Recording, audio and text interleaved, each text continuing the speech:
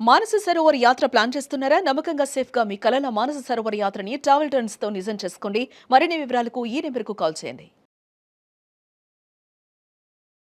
నమస్తే రమ్మగారు. నమస్తే జయ. రమ్మగారు, కొన్ని కొన్ని భయాలు వెంటాడుతూ ఉంటాయండి. అది మనకు జరగకపోవచ్చు. ఏదన్నా విన్నామనుకోండి, అది మనకు కూడా జరుగుతుందేమో, మనకు కూడా అవుతుందేమో. మంచి అయితే సంతోషం, కానీ చెడు అంటే భయం. ఫర్ ఎగ్జాంపుల్, ఎక్కడో ఏదో యాక్సిడెంట్ అయింది, అది విన్నాం. ఆ రోడ్డు మీద మన వాళ్ళు ఎవరైనా వెళ్తున్నారనుకోండి, వాళ్ళకు కూడా అవుతుందేమో, మనమే వెళ్తున్నాం, మనకు కూడా జరుగుతుందేమో. ఎందుకు ట్రైన్ యాక్సిడెంట్స్ వింటా ఉంటాం మనం ఒక్కొక్కసారి, పట్టాలు తప్పిని అని.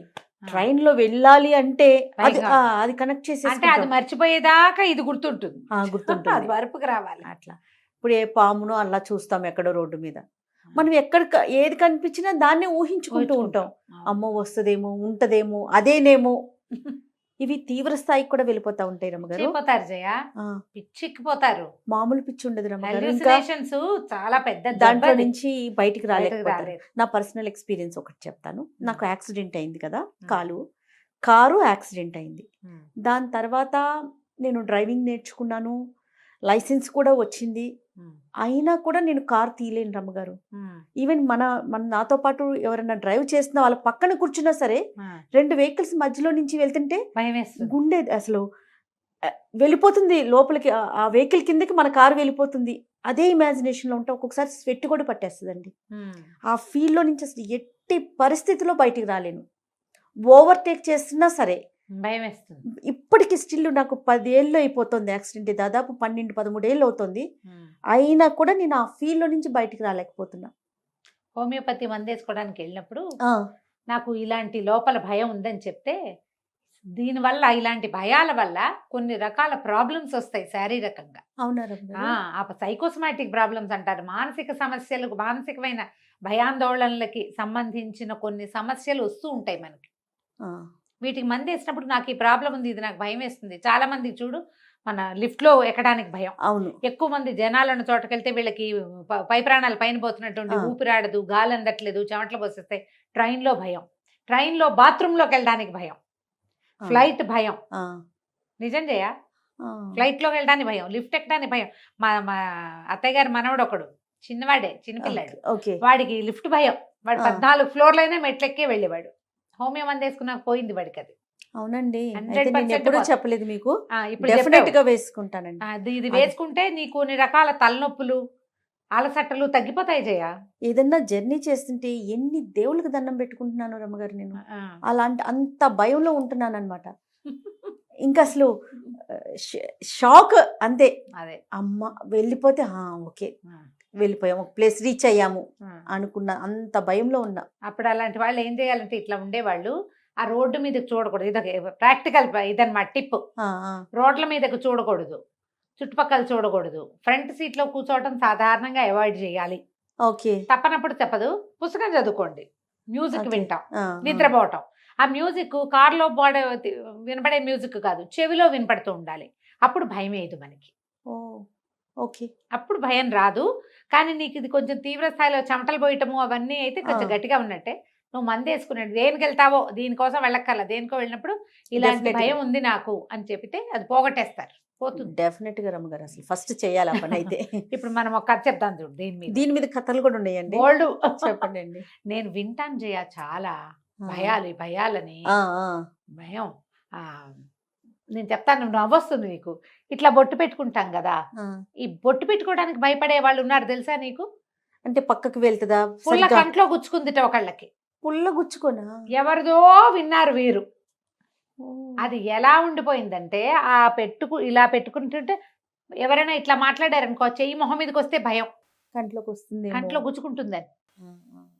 చిన్నప్పుడు గోటి బిళ్ళ ఆడతారు కదా, గోటి బిళ్ళ ఆడతారు తెలుసా? తెలుసండి, బిల్లంగోడు ఆడండి.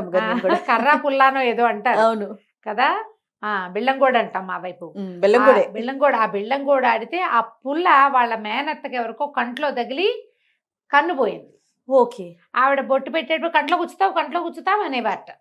ఇంకా అదే భయంగా ఒక దశలో ఎప్పుడు పోయి ఎక్కిందో మనసులోకి, ఇక అదే ఎక్కిపోయింది. మీకు ఇలాంటి భయాలు ఉంటే 90% ఇలాంటి సమస్యలకి హోమియోలో సమాధానం దొరుకుతుంది. మీ డాక్టర్తో మీకు ఎంత మంచి రిలేషన్ ఉందో చూసుకోండి, చక్కగా మాట్లాడి విషయం Okay. చెప్పాలి. ఓ ప్రశ్న సమాధానంగా కాకుండా ఇలా భయం ఉంది, భయం వేస్తుంది నాకు అనేది చెబితే తగ్గుతుంది. డెఫినెట్గా షూర్. అయితే ఈ కథ చెప్తా. చెప్పండి అండి. ఒక ఊళ్ళో గోవిందయ్య అని ఒక ఆయన ఉన్నాడు, రైతు. చక్కగా పొలం పంట ఉన్నాయి, ఇల్లు వాకిలి అన్ని పాలేళ్ళు, బాగుంది. అయితే ఈయనకి చిన్న పాముల భయం ఉండేది, కాస్త పాములు అవి అంటే భయం. అయితే ఒకనాడు ఏమైందట, ఆయన పొలం గట్టు మీద నుంచి వస్తుంటే మామూలుగానే పొలాల్లో బోల్డ్ పాములు ఉంటాయి, బురద కొయ్యలు అవి తిరుగుతూనే ఉంటాయి.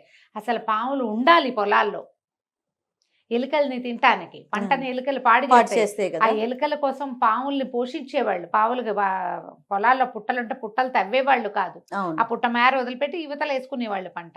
రెగ్యులర్గా ఓ పాము ఉంటే దానికి పాలు పోసి ప్రేమించి జాగ్రత్తగా ఉంచుకునేవాళ్ళు, పూర్వకాల పద్ధతులు కదా. అయితే ఒక సర్పం ఎదురొచ్చింది దీనికి, ఒక తాచు పాము, మంచి అప్పుడే కుబుసం విడిచింది, చురుగ్గా ఉంది. ఈ మనిషి కదలిక కనపడేసరికి బుస్సుమని ఇట్లా లేచింది. ఆ లేస్తే దాని బుస్స వినపడుతోంది. ఇది ఊడాక కుబుసం విడిచాక ఆ బుస్సు బాగా వినపడుతుంది, ఈ మొహం దగ్గరికి వచ్చేస్తుంది కదా మొత్తం స్కిన్ అంతా. బుస వినపడింది, అది ఇట్లా పడగెత్తేసరికల్లా ఆయనకి కృష్ణపాదాలు కూడా కనపడ్డాయి. దాని మీద ఇట్లా రెండు ఉంటాయిగా, కృష్ణపాదాలు అంటారు వాటిని. అవి కృష్ణపాదాలు అవునో కాదో కానీ అలా చెప్తాం. ఈ బాగా విరిసిన దాని పడగ మీద ఈ కృష్ణపాదాలు, దాని ఇంత పొడుగు కూరలు, బుస, తలకాయ, అది ఇట్లా ఇట్లా ఆడించటము చూసేసాడు ఆయన. కానీ పాము ఈయన కదలకుండా బిగుసిపోయినాడు. భయం వేసేసరికి ఏమైపోతాం మనం, అదే ఫెయింట్ అయిపోతారు చాలా మంది. ఆయన అట్లా నిలుగుడ్లు పడే బిగుసిపోయాడు. ఈ పాము ఏమి కదలికలేకపోయేసరికి దాని దారిని అది పోయింది చర్చట్లాడుతూ. అదేం చెయ్యాల, అది కేవలం కదలికకి తల విసిరింది అంతే. ఓకే. బాగా మేఘాల మీద పొలాలు అడ్డం పెట్టి పరిగెత్తుకొచ్చేసాడు ఇంటికి భయంతో. వచ్చేసి ఇంటికి ఇల్లు చేరేసరికి చెవటలు కక్కేస్తుంటే ఈ వేళ ఏదో మంచినీళ్ళు ఇచ్చి కాసిన వేడి పాలిచ్చి ఏమైందంటే పాము కనపడింది అన్నాడు, అయిపోయింది. ఆ రోజు రాత్రి పడుకున్నాడు. పడుకుంటే ఆయన కళ్ళు వచ్చింది. కల్లో పెద్ద పాము బుర్ర విసిరి పడగ విసిరి 2 తలల పాములాగా కనపడింది. చూస్తుండగానే తలలు పెరిగిపోయినాయి, అది కాటేసేసింది. ఆ పడుకున్నవాడు దభేల్మని మంచం మించి కింద పడ్డాడు. పడి పాము పాము పాము గరిచిందని నురుగులు కక్కిస్తున్నాను, నేను చచ్చిపోతానని కేకలు పెట్టాడు. ఇంటిల్లి పాది పరిగెత్తుకొచ్చారు. మంచం మీద పడుకున్న వాడి మీదకి పాము రాదని ప్రతీతి. మంచం ఎక్కదు పాము, కింద పడుకునేవాళ్ళు కాదు ఊళ్ళల్లో, అందుకని కింద కంటే కొంచెం మంచం మీద అయితే పాము రాదంటారు. కానీ మంచం మీద ఉన్నవాడు కింద పడిపోయాడు. కిందకు వచ్చాక పాము గరిచిందో వీళ్ళు ఏమైందో తెలీదు. ఈయన అంతా పట్టుకున్నారు, దీపాలు పుచ్చుకుని అన్ని పక్కల పాము కోసం వెతికారు, ఎక్కడ ఏమీ లేదు. ఈయన గిలగిల్లాడిపోతున్నాడు కానీ నోట్లోంచి నురుగేం రావటల్లా. ఒక 10 నిమిషాలకు వీళ్ళకి అర్థమైంది పాము కరవలేదు, చూశాడేమో, భయపడ్డాడేమో, పడగ విసిరిందేమో అని ఆయన సాఫీ చేశారు. ఎత్తి మంచం మీద పడుకోబెట్టారు, బోల్డ్ 100 ప్రశ్నలు వేస్తే అప్పుడు ఆయన వీళ్ళకి అర్థమైంది భార్యకి ఈయన కళ వచ్చింది అని. ఒక పాము పాము పాము పాము అంటాడు, కళ వచ్చిందా కలిసి అవును 2 పడగలు ఉన్నాయి, దాని 10 పడగలు ఉన్నాయి, 10 పడగలతోటి నన్ను కాటేసింది అన్నాడు. ఆనంగానే భార్యమనంది, కాదు నీకు కాళ్ళు వచ్చిందయ్యా, కాళ్ళు చేతులు గడుక్కుంది కానీ ఆయన బయటికి తీసుకెళ్ళి కాళ్ళు గడిగిచ్చి మొహం గడిగిచ్చి పడుకోబెట్టింది. ఏం లేదు, నీకు కళ వచ్చి కళ్ళలో అంత బెదురొచ్చింది, నీకు పాము లేదు ఏం లేదు, పడుకో, కృష్ణ అనుకో, కృష్ణపాదాలు అన్నాడు. కృష్ణ అని కృష్ణనామస్మరణ చేయించి గోవిందనామస్మరణ చేయించి పడుకోబెట్టారు. అంత గోల అయిపోయింది కదా, ఇంటిల్లి పాది లేచి కూర్చున్నారు. ఇక మర్నాటి నుంచి గోవిందయ్య గారు పొలం వెళ్ళడం మానేశాడు.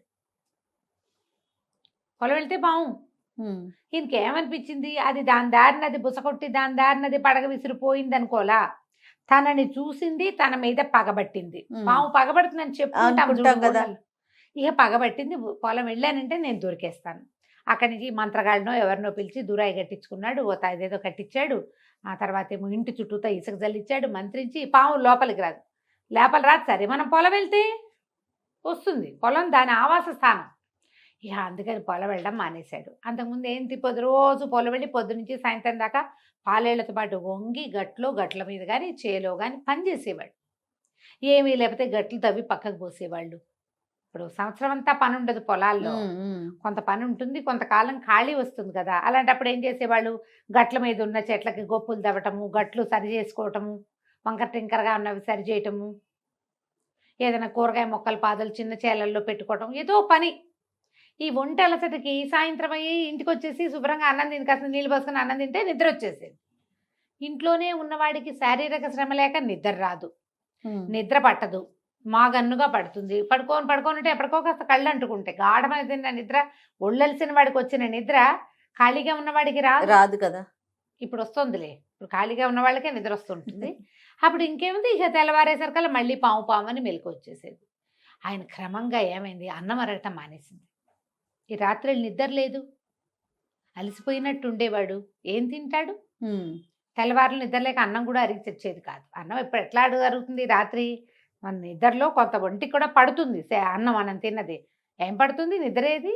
ఎంతసేపు లేచేస్తాడు. ఈయన లేవటంతో ఆ పెళ్ళాన్ని లేచి కూర్చుంటుంది. ఆవిడకి అలసటగానే ఉంటుంది. ఇక విసుగు పుట్టి ఆ ఊళ్ళో పరంజ్యోతి గారిని డాక్టర్ ఉన్నట్టు, అప్పటికి ఇంగ్లీష్ వైద్యం వచ్చింది. ఓ 100 ఏళ్ళ నాటి కథ అనుకో, 70 ఏళ్ళ నాటి కథ. ఆయన హోమియోపతి, ఆయుర్వేదం, అల్లోపతి అన్నీ చేసేవాట. ఆయన ఏం చేశాడు, ఆయన దగ్గరికి వెళ్ళాడు. వెళ్తే చెప్పాడు, పాము కంటే భయంగా ఉందండి నాకు, పాము పగబట్టింది నా మీద, నాకు అదే కనపడుతోంది ఏ పక్కన చూసినా, ఇల్లు దాటానంటే భయంగా ఉంది, ఇప్పుడు రోడ్డు మీద మీ ఇంటికి వచ్చానా ఎంత కాళ్ళు వణుకుతున్నాయోనండి అన్నాడు. అనేసరికి నేను బాగా ఆలోచించి ఏదో మంది ఇచ్చి పంపించాడు. వారం అయింది, మళ్ళీ తిరిగి వచ్చాడు. గోడ కట్టుని బద్దిలాగా అయినా తగ్గలా భయం. ఏం తగ్గట్లేదండి, భయంగానే ఉంటుందండి, నిద్ర పట్టట్లేదండి, అన్నం అరగట్లేదండి, నాకు అదిగా ఉందండి, ఇదిగా ఉందండి. డాక్టర్ గారు అన్నారు, అలా కాదండి, పాములకి శత్రువు ఎవరు మీరు చెప్పండి. ముంగీస. మనం ఏం చేస్తామంటే ఒక బ్రహ్మాండమైన ముంగీసను ఒకదాన్ని తీసుకొచ్చి ఇస్తాం మీకు. మీ ఇంట్లో మీ మంచం కింద పెట్టుకోండి. మీ దగ్గరకు వస్తుంది పాము, నిద్రలో అయినా వస్తుంది, మెలకుగా ఉన్నా వస్తుంది. దాన్ని ఈ ముంగీస అరికడుతుంది. ముంగీస ఉంది మీ దగ్గర అని తెలిసిందంటే ఇక పాము మీ జోలికి రాదన్నాడు. సరేనన్నాడు. తెప్పించండి ముంగీసనంటే రేపు సాయంత్రం రండి అన్నాడు. మర్నాడు సాయంత్రం గోవిందయ్య గారు 10 రూపాయలు పట్టుకుని పరంజ్యోతి గారింటికి వెళ్ళి ముంగీసను తెచ్చుకోబోయాడు. ఒక అట్టపెట్టు ఉంది వాళ్ళ ఇంట్లో. అట్టపెట్టెలో తీసుకెళ్ళి అట్టపెట్టిట లేపేశారు. కల్లా ఏదో అట్టించి ఇటు పరిగెత్తినట్టు అయింది. ఇందులో ఉంది ముంగీస, దీన్ని బయట తిప్పకూడదు, ఇది కూడా మంత్రకట్టు వేయబడిందే, దీన్ని మీ మంచం కింద పెట్టుకోండి, మీరు పగలల్లా ఏదో పని చేసుకోండి, ఇంట్లో తిరిగి పని చేసుకోండి, ఒక రవ్వ అన్నం తక్కువ తినండి, రాత్రి పడుకునేటప్పుడు మీ మంచం కింద ఇది ఉండాలి అంతేనన్నాడు. ఈయన తీసుకెళ్తుంటే ఆ లోపల ఉన్నదట్టు ఇటు పరిగెడుతుంది పాపం. మరి కదులుతుంటే ముంగీసలకి వాటికి భయం ఏదు, తీసుకుపోయి మంచం కింద పెట్టుకున్నాడు. రాత్రి ఒక రవ్వ లఘువుగా అన్నం తిని పడుకుని, నాకేం భయం, కల్లోకి మాత్రం పాము ఎట్లా వస్తుంది, ముంగీసుంటే రాదు పాము, హాయిగా నిద్రపోయాడు. ఎంత నిద్ర పట్టిందో, ఎన్ని రోజుల్లో ఎందుగా సరైన నిద్రపోయి పొద్దున ప్రశాంతంగా లేచాడు. వారం రోజుల్లో ఇక ఈయనకి పాము అన్న భయము పోయింది, నిద్ర పట్టడం మొదలుపెట్టింది. మళ్ళీ అన్నం సులువుగా అరుగుతోంది, వాకిట్లో దొడ్లో తిరిగి పని చేసుకుంటున్నాడు. పాము భయం పోయాక పొలం వెళ్తాం. సరే 10 రోజులు గడిచింది.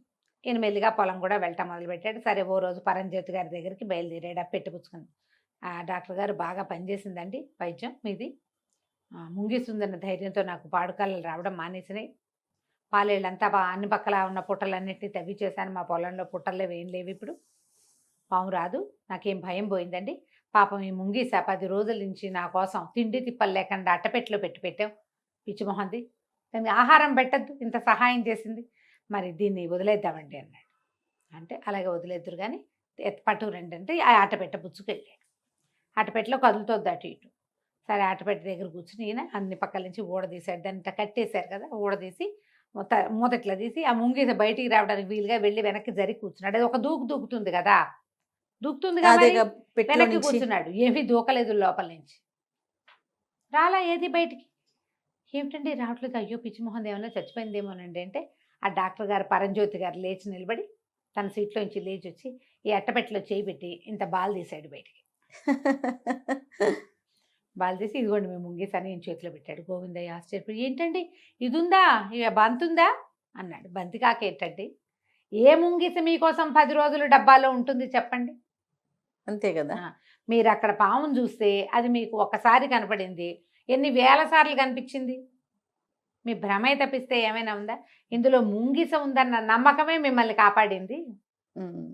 ఇగోండి ముంగీస, నాకు ఫీజు ఏమి ఇవ్వక్కర్లేదు, మీరు మొన్న ఇచ్చారులేండి, ధైర్యంగా ఇంటికి వెళ్ళండి అని చెప్పాడు. ఆయన ఏదో ఒక మందు కూడా వేశాడు. ఆ మందు వేసుకుని ఈయన సంతోషంగా ఇంటికి వెళ్ళిపోయాడు. ఆ తర్వాత ఎప్పుడూ పాములు చూసి భయపడలేదు. వాటి దారిన పోతాయి, మన దారిన మనం ఉంటాం కథ కంచికి మనం ఇంటికి. భలే ఉంది రమ్మ గారు. అంతే కదా నమ్మకం. ఇంతే, ఏదైనా సరే హెల్యూసినేషన్స్, భ్రమలు అవన్నీ కూడా మన మనసు ఒక్కటి ఉంటే 100 ఊహిస్తుంది జయ. ఎస్. మనసుకి ఊహలు నేర్పకూడదు. కొన్నిటికి ఊహలకి రెక్కలు వస్తాయి, భయాలకి రెక్కలు వస్తాయి. ఎట్లా అమ్మో మనం ప్రమాదం కదా. ఊహించాలి. ఓ చిన్న మొగ్గు ఉంది, అది రేపొద్దున పువ్వు అయితే ఎంత బాగుంటుంది, అవన్నీ నువ్వు ఊహించుకో. మా అబ్బాయి రేపొద్దున కలెక్టర్ అయిపోతే నా జీవితం ఊహించుకో. మా వాడు దొంగ అయితే అని ఊహించుకోకూడదు, ఎస్. ఊహించకూడదు. ఓ పావు నన్ను గుడితే నన్ను నేను చచ్చిపోతే మా ఇంట్లో వాళ్ళు ఏమవుతారు, అవన్నీ ఊహించకూడదు. ఊహలే అవన్నీ నిన్నేం చేసే చివరికి భయపెడతాయి. అవును. ఈ రోజువారీ జీవితం సజావుగా వెళ్ళాలా, దాన్ని వెళ్ళనివ్వరు కదా, వెళ్ళనివ్వవు ఈ భయాలు. అవును అవును. అందుకని భయాలకి రెక్కలు ఇవ్వకూడదు. ఎస్. చాలా బాగుంది రమ్మగారు. నమస్తే. నమస్తే.